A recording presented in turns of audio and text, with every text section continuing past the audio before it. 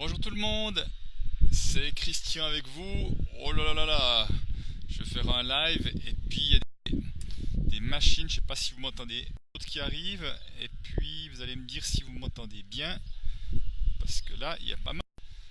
Me déplacer un petit peu, vous voyez les montagnes sont dans les nuages aujourd'hui même si c'est en train de se découvrir. Alors, est-ce que vous m'entendez bien malgré le bruit autour de moi? Il y a une première personne qui arrive. Je dois juste faire un petit truc. Voilà, Pascal, décidément, tu es la plus fidèle parmi les fidèles. Tu peux me dire si tu m'entends bien. Et je vais juste... Voilà, Eliane arrive aussi. Voilà, si vous arrivez à me dire, on m'entend bien malgré le bruit autour de moi. Et puis on va pouvoir démarrer ce live. Je prends 1-2 minutes le temps que les gens arrivent, comme ça évite qu'ils arrivent au milieu et puis qu'ils ne comprennent pas à quoi je fais allusion. Alors, j'attends un premier commentaire pour voir si c'est ok. Si c'est ok, alors son et image impeccable, dit Pascal, alors c'est super. J'espère que vous allez bien, peut-être juste mettre un petit mot, comment vous allez, là entre 1 sur 10, 10 c'est top, super la forme, 1 c'est la cata. Voilà, peut-être juste un chiffre là, comment ça se passe là aujourd'hui. Moi, comment je suis aujourd'hui 7-8 comme ça. Je dirais que ouais, je suis à 7-8. De bonne énergie, un petit peu de fatigue, parce que je viens de passer quelques heures là maintenant à bien travailler, puis je sens que c'est le moment de m'arrêter un peu. 8 pour Eliane, ben, ça me paraît bien, dis donc. Ça me paraît aussi. Enfin, ça me paraît, je sais pas ce que tu en penses, Eliane, mais moi ça me paraît plutôt bien. Et voilà, donc on va démarrer. Il y a déjà quelques personnes qui nous ont rejoints. Voilà, ça augmente 7 pour Pascal. Donc ça va plutôt en bonne forme. Aujourd'hui, effectivement, j'ai envie de vous partager, mais c'est toujours en fait, vous savez, je sais pas, parfois je sais à l'avance ce que je vais partager, parfois pas du tout. Et là, pour être honnête, un quart d'heure avant, ça commence, dit qu'est-ce que je vais partager pour le Facebook Live du jeudi 13h, puisque c'est un rendez-vous hebdomadaire. Et tout à coup, je dis, ah ben j'aime bien parler à partir de ce que je vis moi, parce que c'est comme ça qui est plus facile. Et voilà, tout à coup, une expérience qui m'est arrivée ce matin, je me suis dit, tiens, ça c'est intéressant. J'organise des formations, comme vous le savez, et puis j'ai fait plusieurs lives ces derniers temps en lien avec ma formation sur Internet, et puis j'ai fait un live spécial mardi sur les principes sources, principes que j'aime beaucoup beaucoup sur les projets, qu'est-ce qui fait qu'un projet fonctionne et comment est-ce qu'on peut garder l'essence, l'âme d'un projet intact pour qu'il ait sa couleur unique et particulière. J'ai parlé de ça et j'ai parlé de ça en lien avec la journée que que je vais animer à Lyon la semaine prochaine, mardi prochain. Et je disais à quel point ça m'était parfois difficile de faire, de montrer à quel point ce thème était précieux et si important. Et voilà, donc il y a plusieurs personnes qui ont relayé l'information, c'est super chouette. Et au fond, j'avais un certain nombre d'idées également de comment je pouvais relayer l'information pour faire un maximum de buzz, d'en parler autour de moi, pour que tout ça puisse avoir lieu. Et au fond, il y a un ou deux trucs, je me disais, ah ouais, je devrais encore faire ça, puis je le faisais pas. Ça me met d'ailleurs en lien avec le thème de la procrastination. Et si ce thème-là vous parle, je vous invite à aller sur la page qui s'appelle Rends ta vie sublime de mes amis JP et Sandra qui font toujours un live à 12h30 et puis j'aime bien, juste avant moi, j'aime bien l'écouter, ils parlaient de ce thème-là, donc si le thème procrastination vous parle, en tout cas moi ça me parle clairement, je vous invite à aller le réécouter sur Rends ta vie sublime, donc 12h30 le jeudi, voilà, donc mais c'est aussi un peu en lien avec ça aussi ce que je vous partage aujourd'hui. Et au fond, donc j'avais des idées, puis comme je suis pas allé au bout de mes idées pour vraiment faire connaître cet atelier un maximum. Et entre-temps, il y a tellement de trucs, tellement de choses en tête, j'ai tellement de choses en guillemets sur ma to-do list que j'ai mis d'autres choses en priorité. Et ce matin, je reçois le téléphone d'une personne qui dit ah ouais, mais j'ai pas reçu de réponse, j'ai voulu m'inscrire et j'ai envoyé un mail. Je dis ah bon, j'ai pas reçu ce courriel-là. Pourtant, Dieu sait, je suis content qu'il y ait une personne qui s'inscrit vu que c'est compliqué à ce moment-là. Je dis super et tout, donc j'ai demandé qu'elle m'envoie le courriel sur une autre adresse. Et tout à coup, ça m'a donné un coup de boost en me disant mais au fond, Christian, tu n'es pas allé au bout du truc. Tu avais d'autres idées. Dans ton réseau de coach, il y a plus de 1000 coachs. Rappelez-vous ce réseau de coach dont j'ai parlé dans un Facebook Live où quelqu'un m'avait fait un coup de poignard dans le dos avec ça. Et donc je ne suis pas allé au bout des choses. J'ai pas envoyé un mail à ça pour toucher tout ce monde-là. Et puis encore une autre idée, une autre idée. Je me dis mais au fond, tu as les idées pour que ça fonctionne. tu as l'idée pour que ça fonctionne pas, que ça fonctionne, tu as l'idée pour donner un maximum de chances que ça fonctionne, qu'il y ait du monde qui s'inscrive pour faire connaître ce que tu fais, et tu ne le fais pas. C'est quand même étonnant, c'est quand même bizarre ce truc-là. Je me dis, mais au fond, qu'est-ce qui fait que parfois on ne se donne pas toutes les chances pour que ça réussisse? Qu'est-ce qu'on se fait quand on ne se donne pas toutes les chances pour que ça marche, notre projet? Que ce soit un petit projet, que ce soit un gros projet. Alors qu'au fond, nous savons ce qui nous donnerait plus de chances pour que ça fonctionne, en parler à tel et tel, en parler dans ce réseau-là, faire ci, faire de la promo, aller mettre des flyers là, demander à celui-ci de relayer l'information, etc. Nous avons toutes ces choses-là, nous connaissons souvent un certain nombre d'idées, nous pouvons même trouver auprès d'autres idées, et au fond, nous ne le faisons pas. Donc, sommes-nous vraiment, vraiment prêts à ce que notre projet marche formidablement bien? Sommes-nous, avec toutes les parties de nous, avons-nous envie, nous allons toutes dans la même direction pour que ça fonctionne? Eh bien, il y a des doutes, parce que si toutes les parties de nous allaient dans la même direction pour que ça fonctionne, on ne se poserait pas 10 000 questions, on ferait tout le nécessaire pour que ça fonctionne. Donc, vous voyez, il a suffi que juste il y ait cette inscription, ce téléphone, pour que ça me redonne un coup de boost. Je me dis, allez, maintenant, tu y vas, et tu fais encore cette démarche-là, et tu fais ci ou ça. Puis maintenant, moi, je vous parle, je me dis, ah, il y a encore 2-3 personnes à qui j'ai pas fait la démarche auquel j'ai prévu de faire. Donc, sitôt après ce live, après avoir mangé, parce que je sais que mon épouse, elle attend plus le moment de manger, des repas du midi.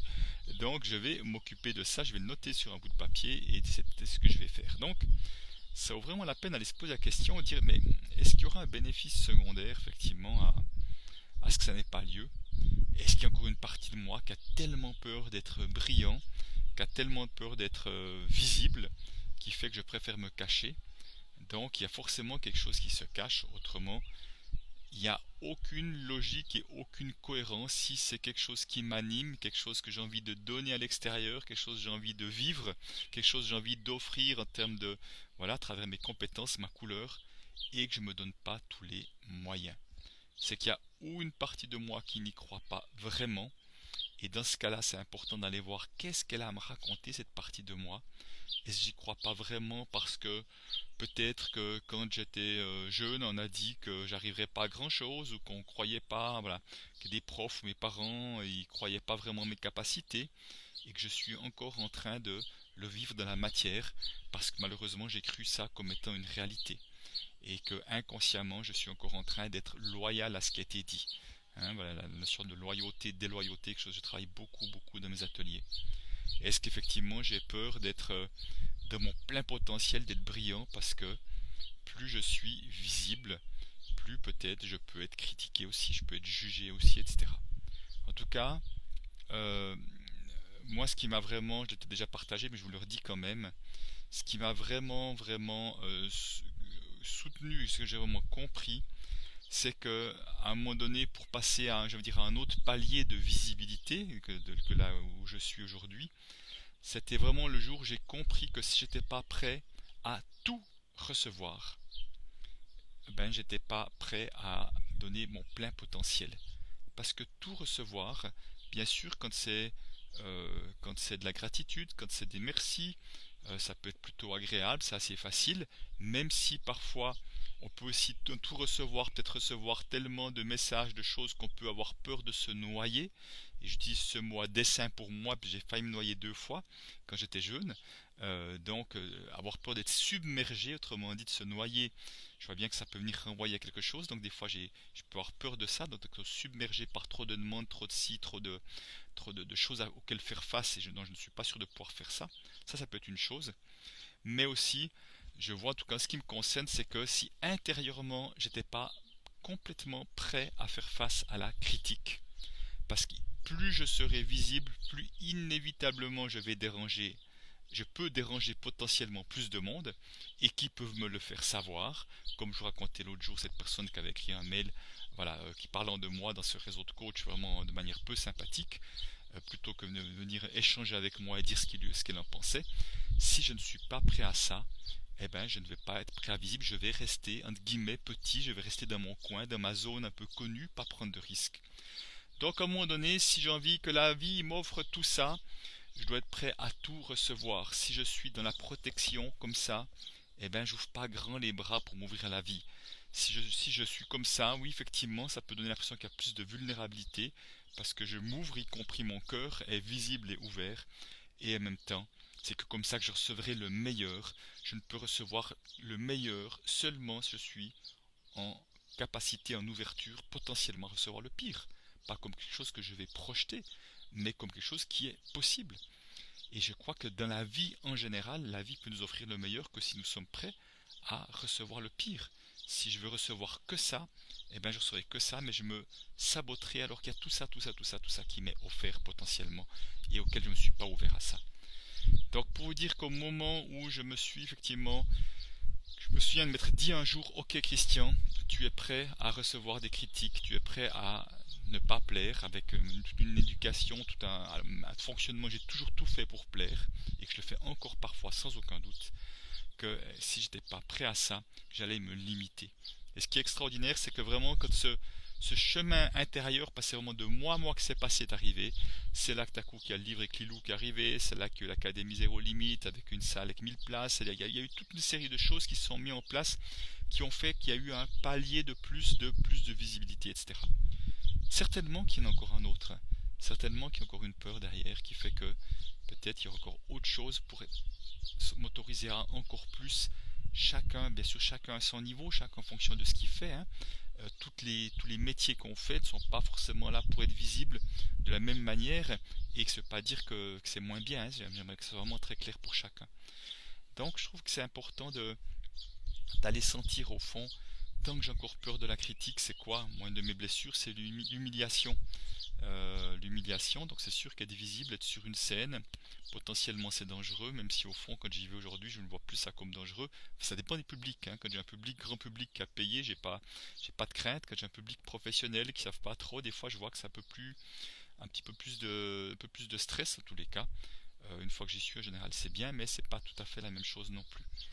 Donc voilà, tout ça pour vous dire que qu'est-ce qui fait que parfois on ne se donne pas pleinement tous les moyens pour réussir alors que ce projet-là, il nous tient à cœur. Il doit bien avoir une bonne raison et je pense que ça vaut vraiment la peine de se poser ces questions-là parce qu'encore une fois, c'est du gâchis. C'est du gâchis quand on ne donne pas le meilleur pour nous. Alors, je vais voir s'il y a un ou deux commentaires, puisque vous êtes une quinzaine d'être là. Bonjour Delphine. Alors, Eliane dit, je connais bien, chez moi c'est souvent un manque de temps. Je veux faire les choses tellement parfait que ça devient trop compliqué et je laisse tomber. Alors c'est vrai que le côté perfectionniste peut être quelque chose qui nous retient énormément, ou en tout cas qui nous empêche de faire d'autres choses. Donc quand on est à ce côté perfectionniste, ben, c'est vraiment ben oui, d'accueillir le fait de s'autoriser à être imparfait, de s'autoriser à faire des erreurs. Et voilà, ça demande ça, parce que le perfectionnisme, ça peut aussi encore être un programme de sabotage qui fait que je fais tellement les choses à fond que j'aurai moins de temps pour faire d'autres choses qui sont peut-être même encore plus importantes parce que j'ai peut-être pas mis les bonnes choses à faire en premier. J'ai parlé l'autre jour, j'ai pas mis les bons cailloux parfois pour vraiment poser ce qui est le plus important. Et j'aimais bien cette personne qui disait tu devrais toujours commencer ta journée avec l'idée que s'il y a trois choses importantes que tu devrais absolument faire en fin de journée, c'est quoi? Et tu commences tout de suite par ça. Ce qui est absolument logique et cohérent puisque ce sont les trois choses importantes. Si je commence par aller sur Facebook, puis ci, puis ça, puis vite encore ça, je suis en train de donner un autre message. Donc c'est vraiment important, c'est quoi? On devrait noter tous les jours et ça me redonne l'idée, l'envie de faire ça. S'il y avait trois choses les plus importantes que je devrais avoir fait, qui peut même être de téléphoner à son médecin, hein, ou je ne sais pas quoi, mais ça peut être qu'est-ce que ça serait les noter et donner la priorité tout de suite pour ces trois choses. Et si chaque jour on fait déjà les trois choses les plus importantes, je peux vous dire ça fera déjà une belle grosse différence de ce que nous ferons dans nos journées les unes après les autres. Il y aura peut-être d'autres choses derrière, mais les trois plus importantes elles seront faites. Voilà, je vois qu'il y a un autre commentaire, chaque fois vous le connaissez, j'ai oublié de mettre mes lunettes. Pour ma part, je commence beaucoup de choses car j'ai plein d'idées mais je n'arrive pas au bout des choses, effectivement. Donc, ouais, Christelle, quand tu dis ça, ça serait vraiment de... euh,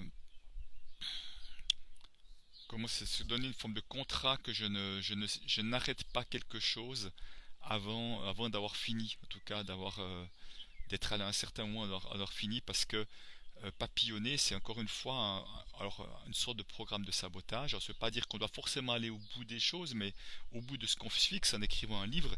C'est clair que par exemple, quand j'écris un livre, je dis je ne vais pas aller au bout d'écriture de livre. Mais par contre, si je me dis j'écris 1 heure, j'écris 2 heures, moi je me donne des temps, je n'arrête pas tant que je n'ai pas écrit 1 heure ou 2 heures. Et s'il n'y a plus rien qui vient, je reste avec, tranquille, serein, en faisant confiance que quelque chose d'autre va venir. Donc je pense que ça peut être effectivement important. Euh, voilà, Eliane dit très bonne idée, effectivement. Bonjour Eve du Québec, m'a dit t'es tôt le matin, matinal, encore une fois Eve. Et donc voilà, je pense que c'est vraiment important de se donner des pratiques, qui vont voilà, prioriser par amour ce qui fait sens pour nous. Effectivement, je pense que c'est un bon plan. En même temps, si tu veux, j'ai l'impression que des fois, en tout cas je peux parler pour moi, spécialement, j'ai besoin d'avoir un coup de pied au derrière parce que je sais pas si c'est juste toujours de dire ça, mais je prends l'exemple. Ce matin, on allait courir avec Anne Chantal à 7 heures le matin, je pense. Et au fond, si j'écoutais toutes les parties de moi, je suis pas sûr que toutes les parties de moi ont envie d'aller courir. Par contre, je sais par expérience qu'il y a au bout de 3 minutes, 5 minutes, j'y suis, je suis content d'y être. Mais ce premier pas, enfin pour moi en tout cas, mais je sais que je suis pas le seul, est souvent difficile à faire. Et je donne l'exemple, quand j'écrivais le livre, quand je me mettais des tranches de 2 heures. Et au bout de 3 minutes, j'adorais écrire, et pourtant c'était tellement compliqué de m'y mettre. Et je vous dis, au bout de 3 minutes, j'étais dedans, j'étais super content. Et ce qui était fascinant, c'est que le lendemain, c'était aussi difficile de faire le premier pas, alors je savais que le jour d'avant, j'étais content que j'étais dedans, et le jour d'avant encore, j'étais content. C'est comme incroyable que même de savoir que des fois qu'on est dedans, on est content, que ça peut être compliqué de se lancer. Donc vous voyez bien qu'il y a quand même un truc à l'intérieur de nous qui retient, il y a une partie de nous, hein, c'est pas tout nous, c'est une partie de nous qui retient. Autrement, il n'y aurait aucune raison, on se lancerait juste, waouh, génial, je vais faire ça puisque j'adore, j'ai vu que j'adorais faire ça hier, et donc je m'y mettrais plein d'entrain. Donc c'est vrai que c'est quand même, enfin, je trouve que l'être humain est comme fascinant dans sa complexité, dans les multiples parts qui s'entrechoquent. Et quand tu parlais de l'amour, j'aime bien parfois la phrase de Neil Donald Walsh de Conversation avec Dieu, qui était des fois de dire mais qu'est-ce que ferait l'amour dans cette situation? Et alors je sais pas si on arrive forcément tous à répondre à ça, mais en tout cas j'aime bien poser cette question-là, des fois pour sortir de la tête, pour essayer d'aller sentir à un autre endroit. Voilà, je regarde c'est encore une autre question, remarque, puis après je vais vous laisser, en tout cas moi je vais aller manger. Alors je vois qu'il y a deux commentaires. Euh, Anne, qu'est-ce qu'elle dit Anne, personnellement, euh, je vais, je vais tout faire tout de suite, du mal à partitionner le travail à effectuer, du coup je n'arrive pas à finir ce que j'entreprends. Euh, alors c'est vrai que peut-être une chose, et moi le premier j'ai encore fait le coup hier, quand j'ai des journées à la maison, j'adore des journées à la maison parce que je peux justement profiter de faire ces choses, j'ai de la peine à faire à d'autres moments. Et j'ai vraiment tendance à mettre trop de choses dans mon agenda. Je fais vraiment des blocs, je mets des périodes, je dis je vais faire ça à ce moment-là, je vais faire ça à ce moment-là. Et je veux dire, souvent les choses me prennent plus de temps, déjà. Après, il y a d'autres choses qui arrivent en cours de journée, et puis j'ai pas laissé l'espace de temps pour ça, ça va pas. Donc je vois que mon agenda, ma planification est déjà trop chargée au début de journée pour que j'arrive à aller au bout des choses là. Donc c'est pour ça que si je reviens sur l'idée, si je me concentrais sur les trois choses essentielles, et je pense que ça serait plutôt aidant que d'avoir déjà 6 choses dans l'agenda et au bout du compte, ben, je vois qu'il y a 2 choses que j'ai pas fini hier, que je reporte aujourd'hui. Et peut-être bien que des choses que j'avais prévues aujourd'hui, je reporterai demain, parce que j'ai tendance à en mettre trop. Et ça, c'est prouvé que l'être humain a tendance à être trop optimiste sur ce qu'il est capable de faire sur ces courts laps de temps comme ça. Alors voilà. Alors, Delphine, comment expliques-tu ces résistances? Ben, je crois que c'est ce que je disais, je sais pas si tu as vu le début de mon live, c'est que il y a des parties de nous qui pensent que nous ne méritons pas, il y a des parties de nous qui avons peur de réussir, il y a des parties de nous qui avons peur d'être visibles. Donc il y a vraiment des programmes de sabotage parce qu'on pense il y a une partie de nous qui pense qu'on n'est pas capable, il y a une partie de nous qui pense que voilà que on mérite pas tout ça. Voilà, il y a tellement de choses possibles derrière tout ça que tout cas, ça demande d'aller visiter. Ce serait quel serait le bénéfice secondaire? Quel serait le bénéfice secondaire de ne pas réaliser cela, de ne pas réussir cela, par exemple? Et il y a forcément un bénéfice secondaire. Et tout à l'heure, je parlais du live de JP Sandra sur Rends ta vie sublime. Il donnait l'exemple de quelqu'un qui disait: je procrastine pour acheter ma voiture. C'est pas une nouvelle voiture, c'est ma voiture, ma première voiture. Et il lui donnait l'exemple parce qu'il connaissait bien personne. Il lui disait: mais en fait, le bénéfice secondaire, c'est que si tant que tu n'achètes pas ta voiture, tu n'es pas obligé de conduire parce que visiblement, conduire te fait encore peur. Donc, il y a un bénéfice secondaire qui fait que je vais me saboter. Donc voilà, simplement voilà, pour dire qu'il y a forcément un bénéfice secondaire, et je pense que c'est une bonne question à se poser: c'est quoi le bénéfice secondaire de ne pas faire? C'est quoi le bénéfice secondaire de ne pas réussir, par exemple? Voilà, je ne sais pas si ça répond en partie à ta question. Eliane est retournée travailler, je comprends très bien, mais très motivée, donc c'est super. Voilà, Pascal dit: jamais trop, moi aussi, merci pour ces astuces. C'est sans fin cette histoire-là, hein, c'est absolument sans fin. Voilà les amis, c'était pour le live de jeudi 13h. Je vous retrouve jeudi prochain en tous les cas. S'il y a autre chose, j'en ferai un spontanément avant. Je vous souhaite en tout cas un bel après-midi. De ce qui est important pour vous, mettez-le en priorité. En tout cas, moi je sais des choses que j'ai en tout cas à faire, mais dans la joie de l'importance que j'y accorde, et dans la joie vraiment de me mettre encore une fois, si je me mets en lien avec ce que j'ai envie d'offrir au monde, avec l'enthousiasme qui vient à l'intérieur de moi, et que j'arrive à coupler ce que j'ai à faire avec cet enthousiasme, cette envie de contribuer. Quand je mets les deux ensemble, c'est beaucoup plus facile. Si je suis juste dans la tête avec la pression du to-do list, c'est beaucoup plus difficile. Je finis avec ça. Allez, ciao ciao tout le monde.